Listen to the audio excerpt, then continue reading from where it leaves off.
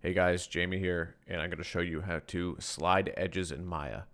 So I'll start off with the simplest version. So we have this one here, very simple. I'm just going to go to world alignment.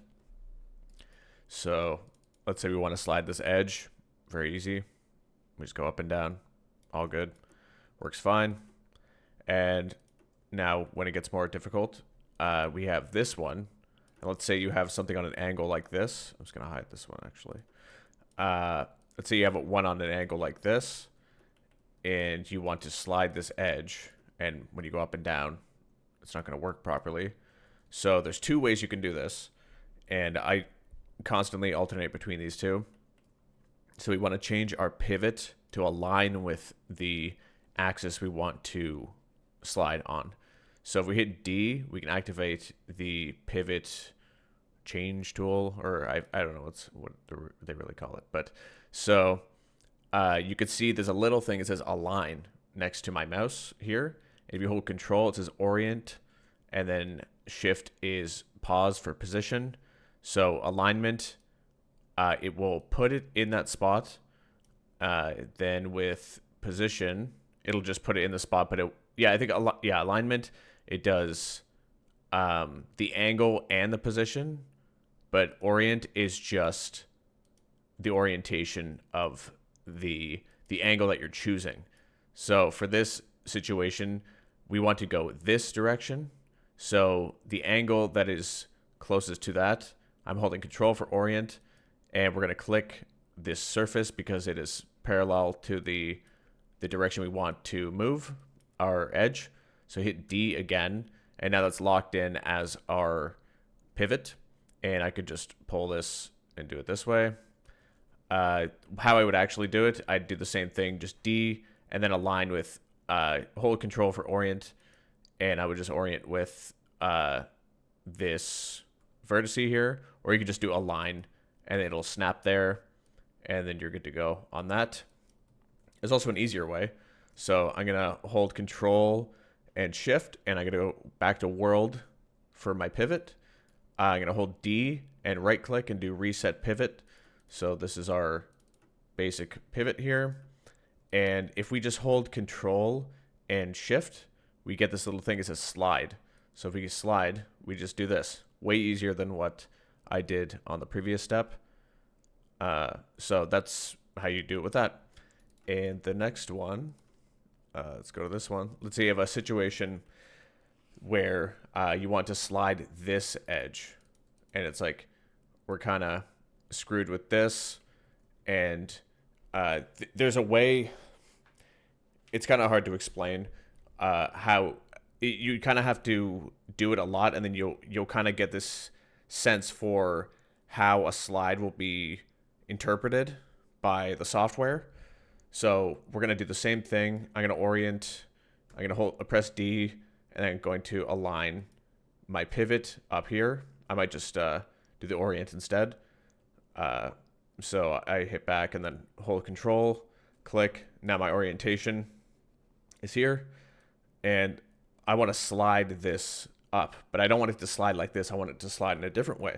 So if I hold control and shift, I can slide it like this. And it kind of keeps this sort of spacing. See, like where we started, it kind of uses that as an anchor point to do some sort of expansion on the slide. It's pretty cool. This helps a lot when I'm modeling. I'm constantly doing this. So yeah, that's another way to slide with something that isn't as straightforward as the last example.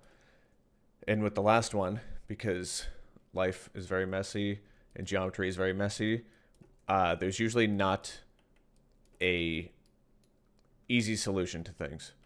So let's say we have this. I want to move all of these, but I already have my support loops there. So I'll just show with this in smooth mode. But I actually just want to change the angle of this shape here, like how I did in the last example.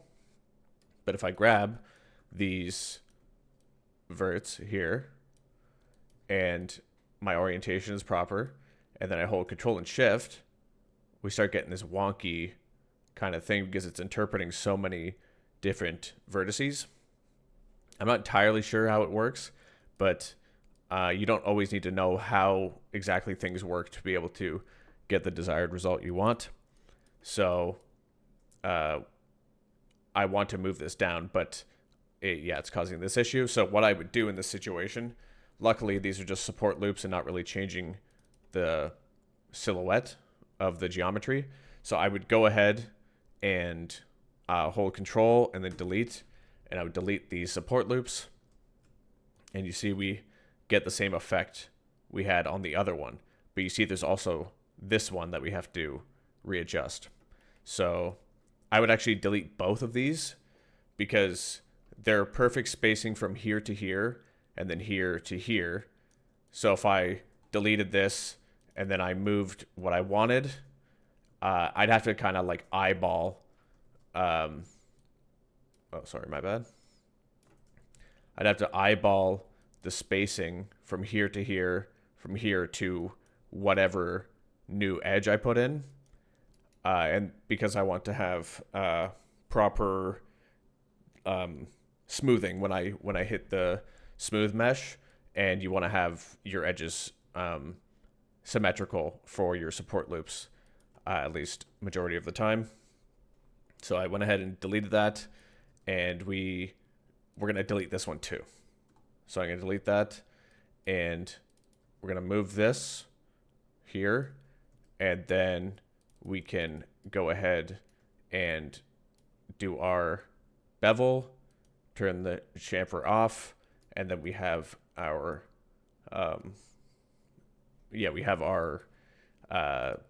smoothed edge here. And that's how you do that. There is still it's kind of like an avalanche of issues because now this from here to here is not the same as here to here. And that's depending on the result you want for the look of those sections. You can see this is a bit tighter and this is a bit more loose. So yeah, that's how you do that.